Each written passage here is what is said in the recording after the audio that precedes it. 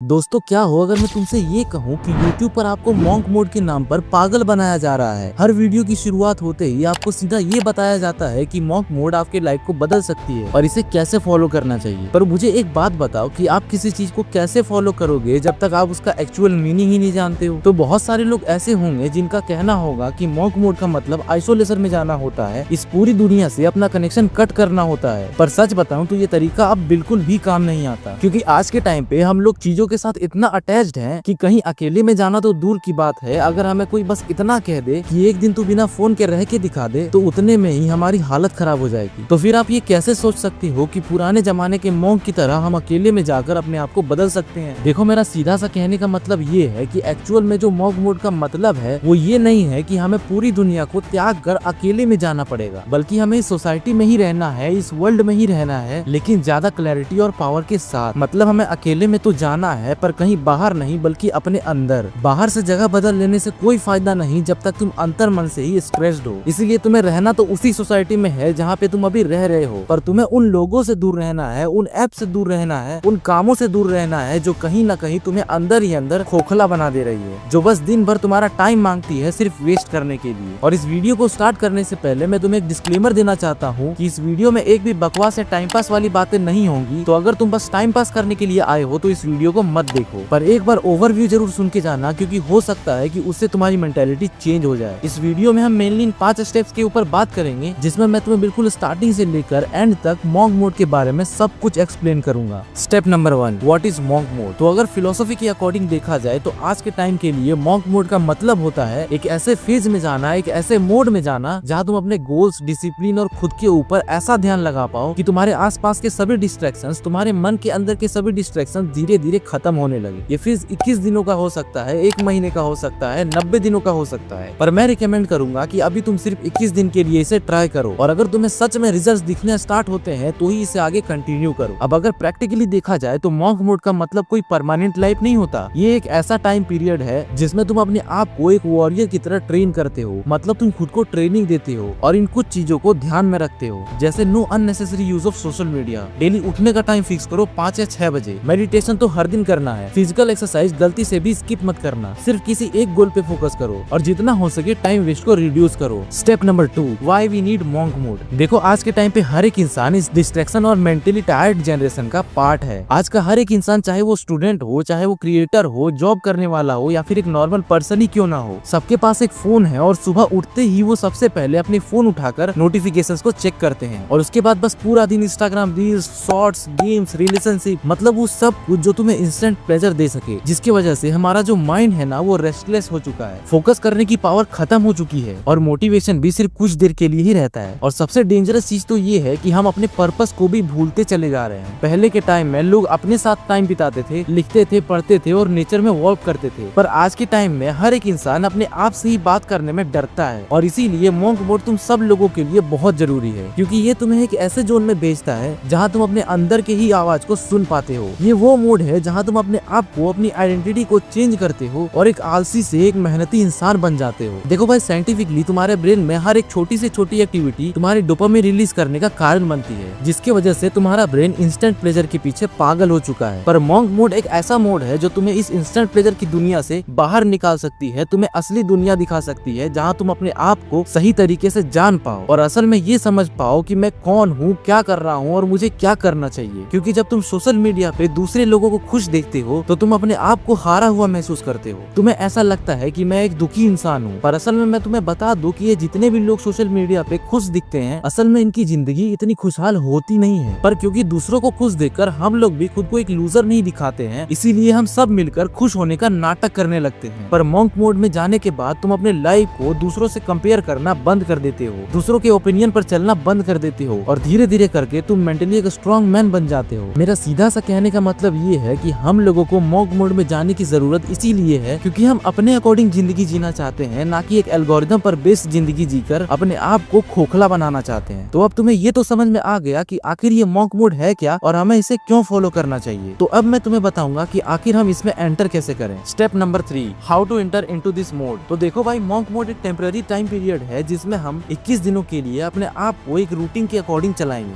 और monk mode में enter करने के कुछ बेसिक स्टेप्स भी है। नंबर 1, सबसे पहले ये डिसाइड करो कि मुझे आखिर इस मॉन्क मोड में जाना क्यों है, इसके पीछे का मेरा पर्पस क्या है। क्योंकि अगर तुम बिना कोई पर्पस लिए इस मोड में एंटर करते हो तो तुम ज्यादा दिनों तक इसे फॉलो नहीं कर पाओगे और गिव अप कर दोगे। इसीलिए पहले तो अपना पर्पस डिसाइड करो। वो पर्पस कुछ भी हो सकता है, जैसे अपने डिस्ट्रैक्शन को खत्म करना, बुरी आदतों को छोड़ना, अपने आप को स्ट्रॉन्ग बनाना या फिर अच्छा खासा पैसा कमाना। नंबर 2, अब तुम्हें अपने सारे डिस्ट्रैक्शंस को खत्म कर देना है। फिर चाहे वो स्क्रॉलिंग हो, वीडियो गेम्स हो या फिर वेब सीरीज देखना हो, सब बंद। और अगर तुम्हें नहीं पता कि तुम्हारा टाइम कहाँ वेस्ट हो रहा है तो सिंपली अपने फोन की डिजिटल वेलबींग को चेक करो कि आखिर मेरा टाइम जा कहाँ रहा है। और फिर ये देखो कि जिस भी ऐप में मैं अपना टाइम दे रहा हूँ क्या वो वैल्यूएबल भी है या फिर वो सिर्फ मेरा टाइम वेस्ट कर रही है। अगर मुझे उस ऐप से कुछ वैल्यू मिल रहा है तभी उसे अपने फोन में रखो, वरना तुम्हें उस ऐप की कोई जरूरत नहीं और ऐसे में तुम उसे अनइंस्टॉल कर दो। Number 3, create a daily monk routine. अगले 21 दिनों तक हर दिन एक मॉन्क लाइक रूटीन बनाओ। एक ऐसा सिंपल रूटीन जिसमें डिसिप्लिन और स्टिलनेस दोनों ही हो। जैसे सुबह 5 बजे उठ जाओ, मेडिटेशन करो, रनिंग करो, योगा करो, वर्कआउट करो, कोल्ड शावर लो और फिर जितना टाइम मिलता है उतना डीप फोकस वर्क करो। और दिन भर में कोई भी फालतू बातें मत करो।